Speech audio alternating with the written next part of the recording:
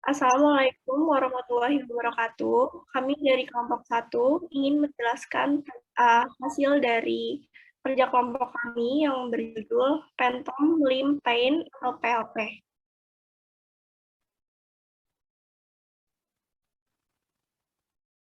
Anggota kelompok kami beranggotakan Ermalia Putri, Zerina Alia Nurdin, Tobias Ariel Junior, Fadia Haura, Asyifa Jalillah, Mutia Anissa, Ananda Zahra, Rizka Nurliani, Muhammad Fikri, Riana Jenny Atin, Adela Bunga Nurhaliza,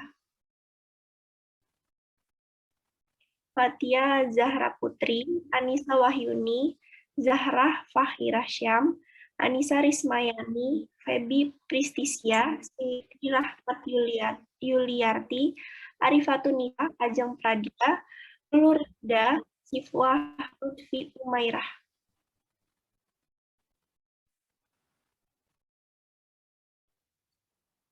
PLP atau phantom limb pain adalah jenis nyeri neuropatik yang disebabkan oleh patologi di saraf pusat atau saraf perifer.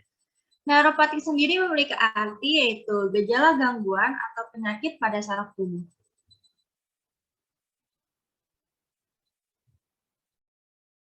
Neuropatik bisa diartikan sebagai jaringan neuron yang semuanya dilepaskan secara terpisah-pisah. Menurut mekanisme ini, rangsangan abnormal setelah amputasi yang mencapai neuromatik akan mengubah struktur neuron, dan ini menyebabkan rangsangan diartikan sebagai nyeri.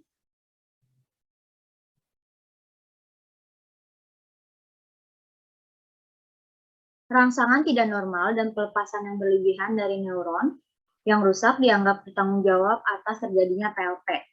Memori nyeri somatosensorial dapat muncul kembali setelah amputasi dan menyebabkan PLP.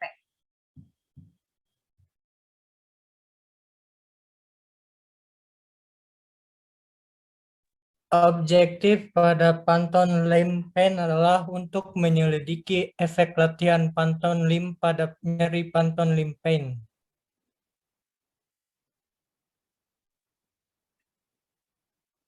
Metode pengobatan PLP yang pertama ada teknik bedah. Rasa sakit yang terasa setelah operasi seperti terbakar, terkilir, gatal, atau tekanan, sensasi yang dirasakan di bagian tubuh yang hilang sebelum diamputasi mungkin dapat dirasakan kembali. Lamanya waktu rasa sakit bisa berbeda setiap orang. Akar penyebab fenomena ini dimulai bagian otak yang bernama korteks somatosensorik. Korteks somatosensorik adalah area otak yang menyimpan data peta somatotropik, pusat penyimpanan segala jenis informasi mengenai bagian tubuh yang bertanggung jawab untuk indera seruan.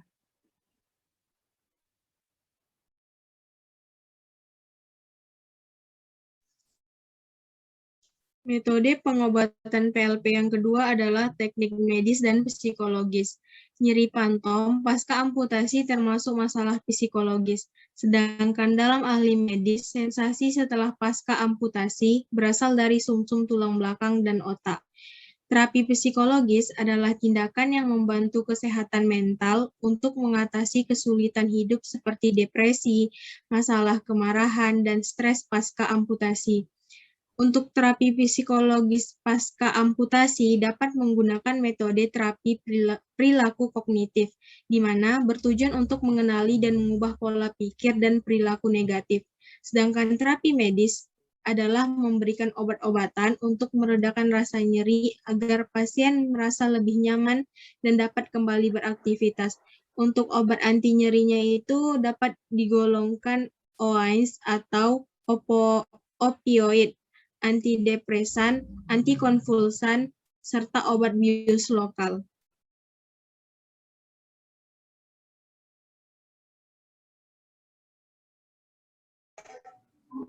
Metode ketiga pengobatan PLP adalah terapi cermin. Memanfaatkan kecenderungan otak untuk memprioritaskan umpan balik visual dibandingkan umpan balik somatosensori atau proprioseptif mengenai posisi tungkai. Menurut Monselli kakak, terapi cermin ini mengurangi rasa sakit, meringkas temuan relevan mengenai efek lain pada otak manusia menggunakan cermin, dan implikasi yang disarankan untuk praktik dan penelitian klinis. Menurut Masiver et al., terdapat hubungan yang signifikan antara berbagai jenis PLP dan organisasi vertikal.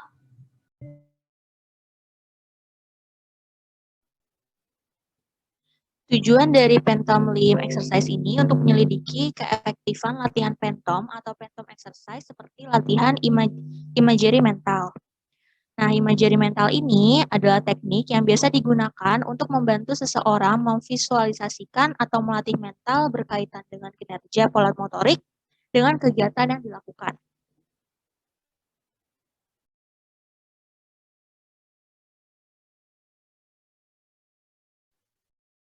Metode. Sebanyak 20 orang yang diamputasi berpartisipasi dalam penelitian ini. Pasien dengan amputasi tungkai atas dan bawah antara usia 30 dan 45 tahun dengan amputasi traumatis atau kecelakaan lalu lintas dan dengan PLP. Setidaknya 7 poin pada skala analog visual atau FAS dimasukkan.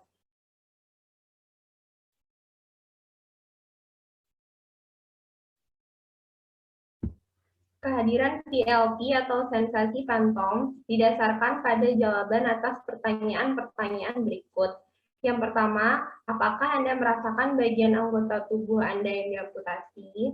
Yang kedua, apakah Anda merasakan sakit di bagian anggota tubuh yang diamputasi?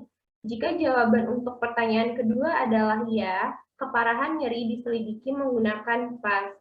Semua penilaian dilakukan oleh fisioterapis yang sama.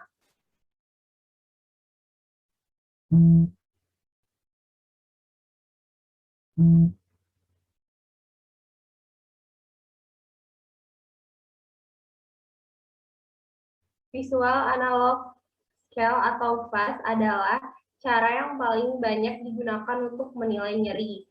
Skala linier ini menggambarkan secara visual gradasi tingkat nyeri yang mungkin dialami oleh seorang pasien. Rentang nyeri diwakili sebagai garis sepanjang 10 cm dengan atau tanpa tanda tiap sentimeter. Tanda pada kedua ujung garis ini dapat berupa angka atau pernyataan deskriptif. Ujung yang lain mewakili rasa nyeri terparah yang mungkin terjadi. Skala dapat dibuat vertikal atau horizontal. FAS juga dapat diadaptasi menjadi skala hilangnya rasa nyeri. Digunakan pada pasien anak di atas 8 tahun dan dewasa.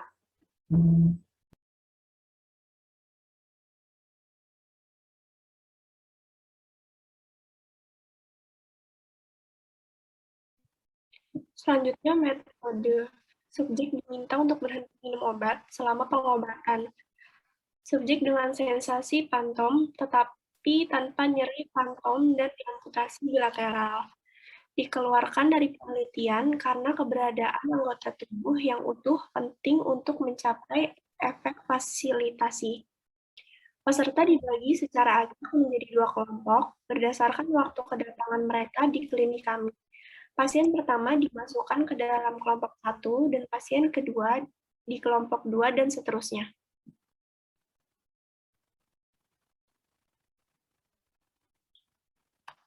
Kelompok 1 terdiri dari 10 pasien yang menerima latihan fantom dan latihan prostetik, dan kelompok 2 terdiri dari 10 pasien yang menerima pelatihan prostetik rutin dan program latihan umum.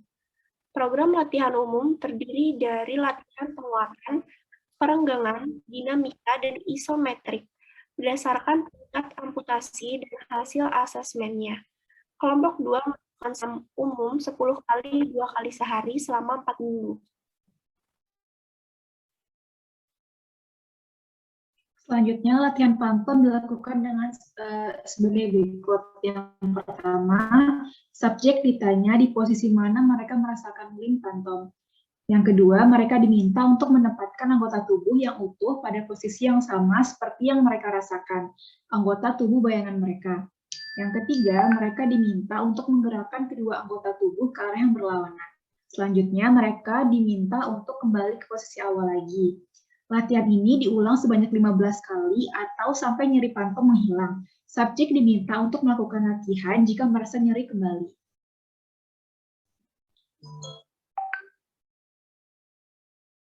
Para pasien terus melakukan latihan selama 4 minggu. Seorang fisioterapis juga mencatat intensitas nyeri dengan menggunakan vas 10 cm sebelum terapi dan setelah 4 minggu terapi. Pasien dipulangkan setelah 4 minggu terapi dan diberi program latihan di rumah. 2 bulan setelah keluar, pasien dipanggil dan diundang ke klinik untuk mengevaluasi PLP mereka selama 6 bulan kemudian.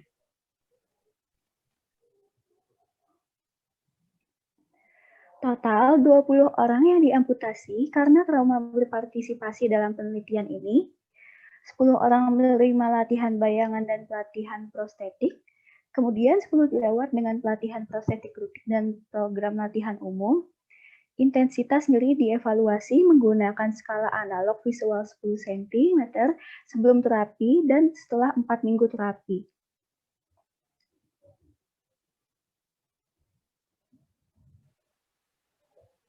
Selanjutnya adalah hasil dari 20 penderita diamputasi traumatis yang berpartisipasi dalam penelitian ini, 4 perempuan dan 16 laki-laki.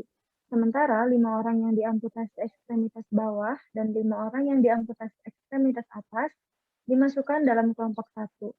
Lalu, 6 orang yang diamputasi ekstremitas bawah dan 4 orang yang diamputasi ekstremitas atas dimasukkan dalam kelompok 2. Skor dasar pada vas serupa di antara kelompok.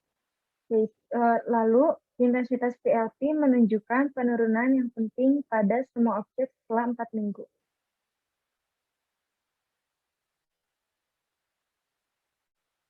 Pengobatan pada kedua kelompok, P kurang dari 0,5.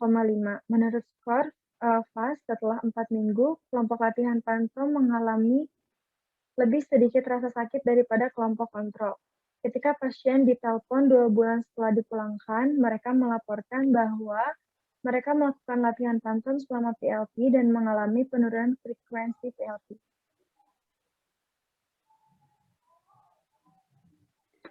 Skor dasar pada skala analog visual serupa di antara kelompok. Intensitas nyeri menurun pada semua subjek setelah 4 minggu pengobatan pada kedua kelompok. Menurut skor skala analog visual, pada akhir minggu keempat, kelompok latihan pantom berbeda secara signifikan dari kelompok latihan umum, dengan nilai P kurang dari 0,05.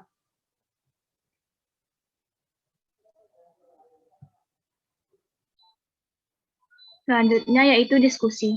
Dalam penelitian ini yang menyelidiki mengenai PLP pada pasien dengan kaki bagian atas dan bawah, baik latihan pantom maupun latihan umum menghasilkan pereda nyeri yang signifikan pada akhir pengobatan selama 4 minggu.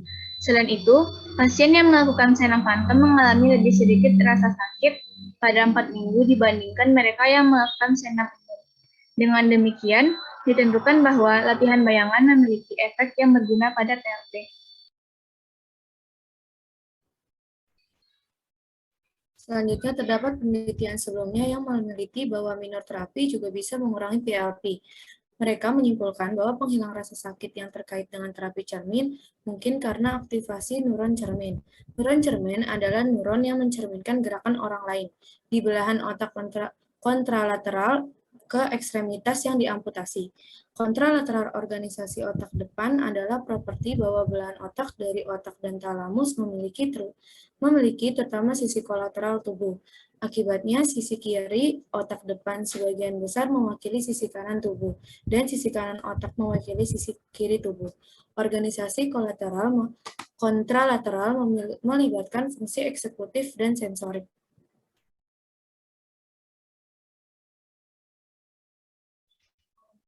Beberapa teori telah diajukan untuk menjelaskan PLP, misalnya teori perifer, sentral, dan supraspinal. Sekarang terdapat bukti bagus yang menunjukkan bahwa reorganisasi kortikal terjadi setelah amputasi, dan telah disarankan bahwa ini mungkin menjadi penyebab penting PLP. Reorganisasi kortikal adalah proses di mana peta kortikal yang ada dipengaruhi oleh stimulus yang menghasilkan pembuatan peta kortikal baru.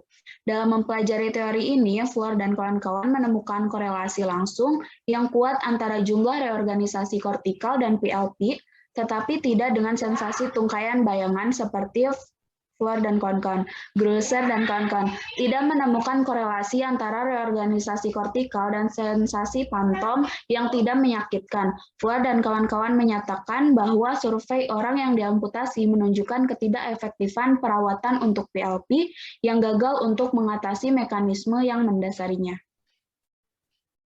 Selanjutnya, perawatan farmakologis dan perilaku yang mengakibatkan vasodilatasi dari anggota gerak tersisa membantu meringankan komponen PLP yang terbakar, tetapi tidak untuk fitur lainnya. Perawatan untuk mengurangi ketegangan otot di puntung anggota gerak, mengurangi kram, tetapi tidak untuk fitur. Beberapa peneliti telah melaporkan bahwa sensasi phantom yang kram dan meremas mencerminkan ketegangan otot di anggota gerak tersisa. Perawatan yang mengurangi ketegangan otot di anggota gerak tersisa mengurangi nyeri phantom kram. Menurut penelitian sebelumnya, nyeri phantom kram berkurang selama aktivitas yang meningkatkan tingkat kontraksi secara keseluruhan. Hasil penelitian kami menunjukkan bahwa latihan phantom yang kami gunakan untuk PLP mengurangi intensitas nyeri phantom. Intensitas PLP juga berkurang pada kelompok lain, di mana pelatihan prostetik rutin diberikan.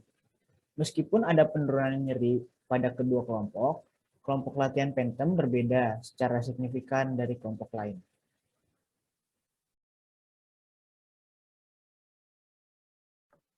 Pasien menyatakan bahwa pasien merasakan sakit pada ekstremitas pantom ketika pasien ditahan dalam posisi yang sama dan dalam waktu yang lama. Itu menyebabkan intensitas nyeri yang meningkat. Lalu setelah latihan pantom, pasien merasakan PLP berkurang akibat adanya relaksasi dari pantom limb. Nah, hal ini menunjukkan bahwa latihan pantom dapat mengubah ketegangan dan posisi otot pada anggota gerak yang tersisa, dan juga dapat mempengaruhi intensitas nyeri pada pantom.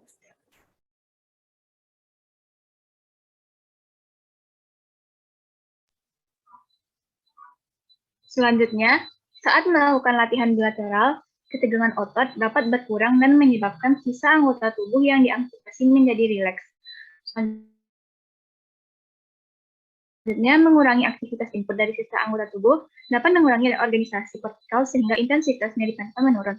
Seperti yang dinyatakan dalam beberapa penelitian sebelumnya, ada banyak pendekatan alternatif dalam literatur untuk pasien yang mengalami PLP. Salah satunya adalah penggunaan prostesis. Telah dibuktikan dalam banyak penelitian bahwa penggunaan intensif dari prostesis mioelektrik mengurangi PLP dan reorganisasi kortikal.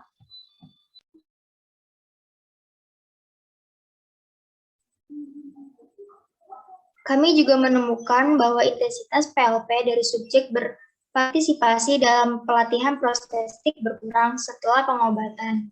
Kita dapat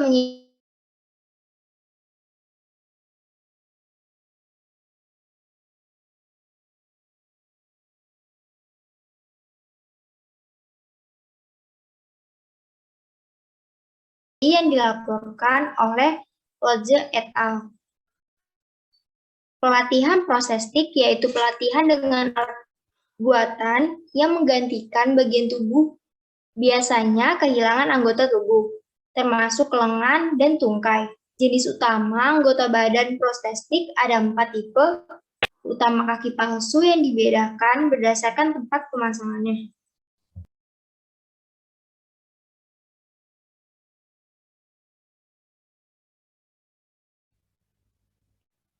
Pelatihan prostetik yaitu pelatihan dengan alat buatan yang menggantikan bagian tubuh, biasanya kehilangan anggota tubuh, termasuk lengan dan tungkai. Jenis utama anggota badan prostetik ada 4 tipe utama kaki palsu yang dibedakan berdasarkan tempat pemasangannya. Untuk kaki, prostetik dikategorikan sebagai di bawah lutut, menempel pada tungkai atas penuh, atau di atas lutut, yang termasuk sendi lutut prostetik. Untuk lengan dan tangan perbedaannya serupa, yaitu di bawah siku atau di atas siku.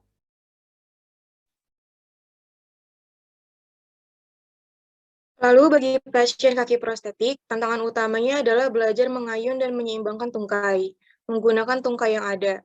Untuk pasien dengan prostetik lengan, elemen kuncinya adalah belajar mengoperasikan penjepit tangan menggunakan lengan yang berlawanan. Dalam semua kasus ini, program terapi fisik dan okupasi yang dikembangkan dengan cermat adalah kunci untuk menyesuaikan diri dengan prostetik yang baru. Selama pelatihan prostetik, menurut Koalisi Amputi, kebanyakan pasien mendapatkan prostesis mereka 2 hingga 6 bulan setelah operasi. Latihan Phantom tampaknya efektif dalam mengurangi nyeri phantom. Namun, penelitian lebih lanjut perlu dilakukan untuk mengkonfirmasi hal ini. Kesimpulan yang kami ambil, hasil dari penelitian ini menunjukkan bahwa latihan Phantom aman digunakan untuk mengurangi nyeri phantom limb pada ekstremitas bawah dan ekstremitas atas yang diamputasi. Sekian dari kelompok kami, kurang lebihnya mohon maaf dan semoga bermanfaat. Wassalamualaikum warahmatullahi wabarakatuh.